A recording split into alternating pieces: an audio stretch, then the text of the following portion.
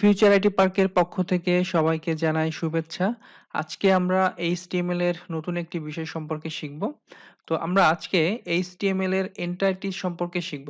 আমরা বিভিন্ন ধরনের ক্যারেক্টার বা বিভিন্ন সাইন আমরা যদি আমাদের ওয়েব ব্রাউজারে দেখাতে চাই, তাহলে কিছু বিষয় আছে যেগুলা সরাসরি লিখলে শো করে না। যেমন আমরা যদি চাই যে আমরা একটা ট্যাগকে সরাসরি ট্যাগ আকারে শো করব।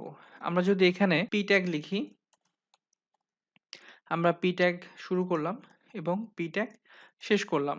তো এটাকে যদি আমরা সেভ করার পরে আমরা যদি ব্রাউজারে রিফ্রেশ করি, তাহলে কিন্তু কোনো কিছুই আসবে না, কারণ আমরা জানি যে ট্যাগ ব্রাউজারে শো করে না। তো আমরা চাচ্ছি যে ট্যাগটাকেই ব্রাউজারে যেন শো করে। তাহলে আমরা এটা কিভাবে করতে পারি?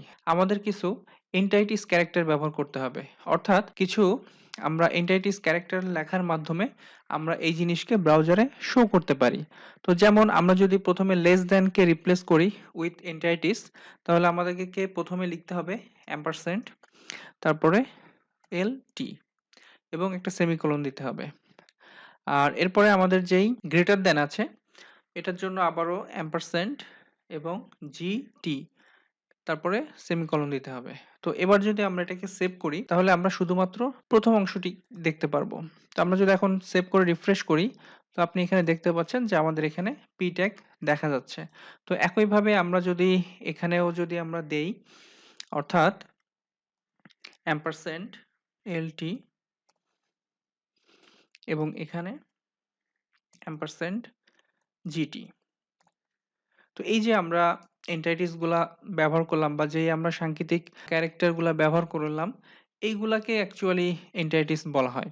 তো আমরা সেভ করার পরে যদি এবার রিফ্রেশ করি, তাহলে আমরা কিন্তু একটা পূর্ণাঙ্গ p ট্যাগ দেখতে পাচ্ছি। তো এই ধরনের বেশ কিছু সাইন আছে যেগুলাকে আমরা এন্টাইটিস এর মাধ্যমে ব্যবহার করতে পারি। তো আমি চাচ্ছি যে এখানে যে আমরা p ট্যাগ নিয়েছি, p ট্যাগের মধ্যে আমরা একটা স্পেস দেখতে পাচ্ছি। তো আমরা আরো কিছু চাচ্ছি যে স্পেস দিতে, অর্থাৎ আমি অনেকগুলো স্পেস দিলাম এবং সেভ করার পরে আবারও ব্রাউজারে রিফ্রেশ করলাম। তো এখানে কিন্তু এই যে অনেকগুলো স্পেস নিয়েছি সেটা আসেনি, কারণ অলওয়েজ ব্রাউজার একটা মাত্র স্পেস কাউন্ট করে। তো এক্ষেত্রে আমাদের যদি একাধিক স্পেস আনতে হয়, তাহলেও কিন্তু আমরা একটা এন্টাইটিস ব্যবহার করার মাধ্যমে আনতে পারি। তো সেটাকে নন ব্রেকিং স্পেস বলে। সংক্ষেপে আমরা ampersand NBSP, অর্থাৎ নন ব্রেকিং স্পেস। তো আমরা যখন একবার এটা লিখব, তখন আমাদের এখানে একটা স্পেস তৈরি হবে। তো দেখতে পাচ্ছেন এখানে একটা স্পেস তৈরি হয়েছে। তো এই জিনিসটা আমরা যতবার লিখব ততগুলা স্পেস আমাদের তৈরি হবে। তো আমরা এখানে 4 বার কপি পেস্ট করে দিলাম। তো আমরা দেখতে পারবো যে এটাকে অ্যাকচুয়ালি 4 টা স্পেস নিয়েছে। তো আমরা এভাবে প্যারাগ্রাফের মধ্যে যেকোনো জায়গায় আমরা এই এনপিএসবিটা নিতে পারি। এটা যে শুধুমাত্র আপনাকে যখন লেস দ্যান বা গ্রেটার দ্যান নিবেন তখন যে দিলে শুধু কাজ করবে তা না। আমরা এই যে এইচটিএমএল এখানে যে এইচ1 ট্যাগ আছে, আমরা এই মাঝেও যদি অনেকগুলা নন ব্রেকিং স্পেস দেই এবং সেভ করার পরে ব্রাউজারে রিফ্রেশ করে দেখি, তাহলে দেখেন এখানেও কিন্তু আমার অনেকগুলো স্পেস তৈরি হয়েছে। তার মানে আমাদের যেখানে প্রয়োজন একাধিক স্পেস দেওয়ার, সেখানে আমরা এটা ব্যবহার করতে পারি। তো এরকম বেশ কিছু সাইন আছে বা বেশ কিছু এন্টাইটিস আছে যেগুলা ব্যবহার করার মাধ্যমে আমরা বিভিন্ন ধরনের সাইন আনতে পারি। তো আজকে মূলত আমরা আরো কয়েকটি এন্টাইটিস সম্পর্কে জানবো। তো চলুন আমরা প্রথমে, এরপরে যদি আমরা চাই যে ampersand অর্থাৎ যে জিনিসটা আমরা লিখছি, তো এটা যদি আমরা স্বাভাবিকভাবে লিখি, তাহলে কিন্তু আমাদের ব্রাউজারে আমরা দেখতে পারবো। তো এই যে এটা কিন্তু আমরা দেখতে পাচ্ছি, কিন্তু বিষয় হলো যে যখন আমরা এটাকে শুধু ampersand দিব, অনেক ব্রাউজার বা অনেকগুলা বিষয় হয়তো অনেক সময় বুঝতে পারবে না যে এটা সঠিক ampersand দেয়া হয়েছে। এরও কিন্তু একটা আপনার এন্টাইটিস আছে, অর্থাৎ ampersand AMP। তো এটা যখন দিব, তখন আমরা যে অ্যাম্পারস্যান্ডটা পাবো সেটাই হলো অ্যাকচুয়াল এন্টাইটিস। তো এটা এখানেই থাকবে, কারণ এটা এখন সঠিকভাবে এখানে আছে।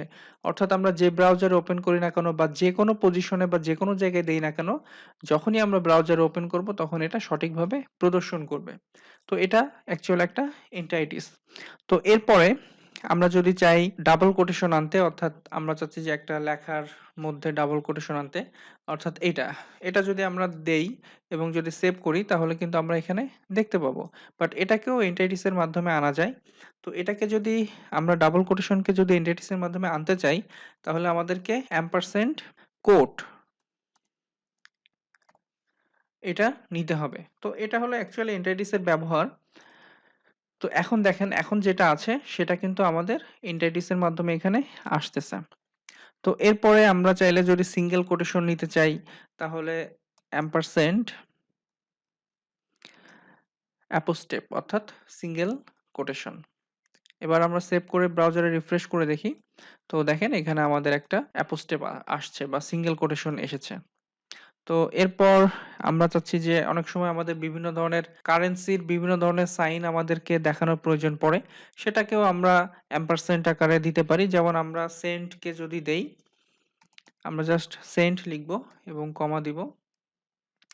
এরপর আমরা সেভ করে রিফ্রেশ করে দেখি এখানে আমাদের সেন্ট চলে এসেছে। তারপর আমরা এই যে সেন্ট অর্থাৎ এখানে যে সাইনটা এসেছে এটা কিন্তু আপনি কিবোর্ডে কোথাও পাবেন না। তো সেক্ষেত্রে আপনাকে অবশ্যই এই অ্যাম্পারস্যান্ড দিয়ে সেন্ট লিখে আপনার কোলন দিতে হবে, অর্থাৎ আপনি ইন্টারিস এর মাধ্যমে এটা প্রদর্শন করতে পারবেন। একইভাবে আপনি যদি পাউন্ড লিখতে চান এবং এরপরে আমরা ইয়েন, তারপরে ইউরো বা ডলার, এবং প্রত্যেক ক্ষেত্রে এই সাইনটা দিতে হবে, অ্যাম্পারস্যান্ড সাইনটা দিতে হবে। কপিরাইট অর্থাৎ আমরা যেই একটা কপিরাইট সাইন আছে যেটা আমরা বিভিন্ন সময় ব্যবহার করি, এই যে কপিরাইট সাইন, তো এটাকেও আমরা এন্টিটিস এর মাধ্যমে ব্যবহার করতে পারি। এরপরে ট্রেডমার্ক যদি আমরা দিতে চাই তাহলে সেটাও আমরা এখানে পারবো। তো এটা হলো রেজিস্টার্ড ট্রেডমার্ক, অর্থাৎ আমরা যদি ট্রেডমার্কটাকে দেখাতে চাই তো সেটা এখানে চলে আসবে। তো আমরা এখানে যতগুলো ক্যারেক্টার এনেছি সবগুলাই এইচটিএমএল এন্টাইটিস ব্যবহার করে এনেছি। তো এগুলা হলো এইচটিএমএল এর কিছু স্পেশাল ক্যারেক্টার যেগুলো আমরা এন্টাইটিস ব্যবহার করার মাধ্যমে আনতে পারি।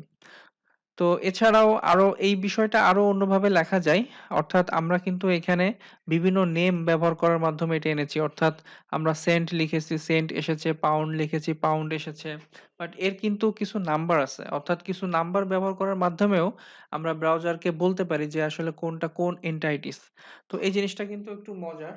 অর্থাৎ আপনি চাইলে, যেমন আমরা প্রথম থেকে শুরু করি, আমরা যখন লেস দ্যান নিয়েছিলাম, অর্থাৎ আমাদের যদি একটা লেস দ্যান কোনো নাম্বারের মাধ্যমে নিতে হয় তাহলে আমরা যেটা করতে পারি সেটা হলো প্রথমে আমাদের অ্যাম্পারস্যান্ড নিতে হবে, তারপরে হ্যাশ নিতে হবে। তো এরপরে আমরা যদি 60 দেই অর্থাৎ 60, তাহলে কিন্তু আমাদের এখানে লেস দ্যানটা চলে আসবে। দেখেন আমাদের এখানে লেস দ্যান চলে এসেছে। তো আমরা এখানে একটা ব্রেক ব্যবহার করি, তাহলে নতুন করে একটা লাইন শুরু হবে। অর্থাৎ আমরা এখানে একটা বি ট্যাগ নিচ্ছি। তো আমরা এই যে একটা ব্রেক নিলাম এবং এখানে দেখেন আমরা এবার সংখ্যা ব্যবহার করার মাধ্যমে কিভাবে এইচটিএমএল এন্টাইটিস নিতে পারি সেই বিষয়গুলো দেখব। তো এরপরে গ্রেটার দেন যদি আমরা নিতে চাই তো আমরা এম্পারস্যান্ড হ্যাশ 62, তো এটা যদি আমরা দেই সেভ করি তাহলে আমরা এখানে দেখতে পারবো যে এখানে গ্রেটার দেন সাইন চলে এসেছে। তো এভাবে আরো কিছু আছে, যেমন নন ব্রেকিং স্পেস, এটা যদি আমরা চাই প্রত্যেকবারই আমাদের এম্পারসেন্ট এবং হ্যাশ দিতে হবে, তারপরে আমাদের সংখ্যাগুলো দিতে হবে। তো নন ব্রেকিং স্পেসের ক্ষেত্রে আপনার 160। এরপরে আমরা যদি এম্পারসেন্টটাই নিতে চাই, অর্থাৎ যেটা আমরা লিখছি বারবার, এটা যদি নিতে চাই তো এর জন্য হলো 38। এরপরে যদি আপনি ডাবল কোটেশন মার্কটা নিতে চান তো এর জন্য 34। সিঙ্গেল কোটেশনের জন্য আপনার 39। এরপরে আমরা সেন্ট যদি নিতে চাই তো সেক্ষেত্রে আমরা 162 দিতে হবে। তো আসলে এভাবে আমরা যে লিখছি আপনাদের হয়তো মনে নাও থাকতে পারে। তো আসলে এটা আপনাকে যে মুখস্থ রাখতে হবে এটা কোনো বিষয় না, আপনি এটাকে জাস্ট কিভাবে ব্যবহার করতে হয় সেটা জানলেই হবে। অথবা আপনি নোট করে রাখতে পারেন যে কোনটা কিভাবে কাজ করে। বাট আপনাকে যে সবগুলা মুখস্থ করতে হবে এটা আসলে দরকার নাই। তো এরপরে আমরা পাউন্ড নেই। পাউন্ডের জন্য 163,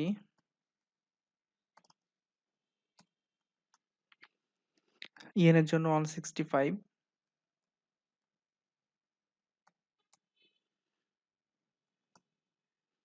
আর কপিরাইটের জন্য 169 এবং ফাইনালি ট্রেডমার্কের জন্য 174। তো এবার আমরা সেভ করে ব্রাউজারে দেখি। তো আমাদের দেখেন সব সাইনগুলা চলে এসেছে। তো এরকম আরো কিছু আছে। তো যেই বিষয়গুলো আমাদের সবসময় দরকার, আমরা সেই কয়টা এন্টিটিস সম্পর্কে জানলাম যাতে আমরা ভবিষ্যতে এগুলা সরাসরি এন্টিটিস হিসাবে আমরা ব্যবহার করতে পারি। তো এছাড়াও আরো কিছু আছে যেটা আসলে আমাদের কখনোই সাধারণত লাগে না। তবে অনেক সময় বাইরের ক্লায়েন্টের কাজ করার ক্ষেত্রে হয়তো লাগতে পারে। সেটা হলো যে ডায়াক্রিটিক্যাল মার্কস। অর্থাৎ আমরা বিভিন্ন সময় দেখি যে একটা ক্যারেক্টারের উপরে আরেকটা থাকে। অর্থাৎ আমরা ক্যারেক্টার এ নিলাম, এর উপরে দেখা গেল যে একটা ক্যাপ আসছে।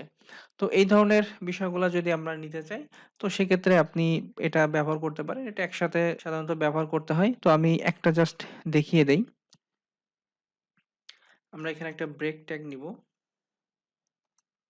তো এবার আমরা আমরা যদি যে সাইনের উপরে নিতে চাই, আমরা যদি এর উপরে নিতে চাই তাহলে প্রথমে আমরা এ লিখব, তারপরে এম্পারস্যান্ড দিব এবং আমরা সরাসরি এটা নাম্বারের মাধ্যমে ব্যবহার করব।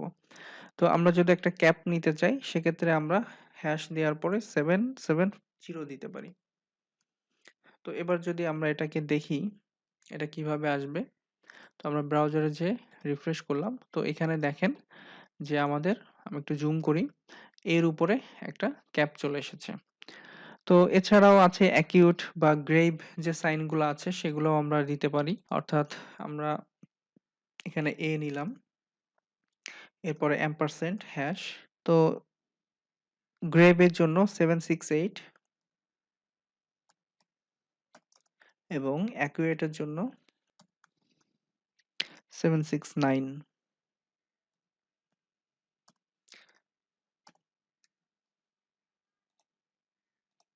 তো দেখেন এখানে যে সাইনগুলা এসেছে। তো এই জিনিসগুলা যদি কখনো লাগে, এটা হলো জার্মান বা অন্যান্য ল্যাঙ্গুয়েজে হয়তো এই ধরনের ক্যারেক্টার গুলা থাকে। তো এই ধরনের যদি কখনো দরকার হয় তাহলে আপনি এটা করতে পারবেন। সেক্ষেত্রে আপনি গুগলে সার্চ করে দেখে নিতে পারেন যে কোনটার কোড কি।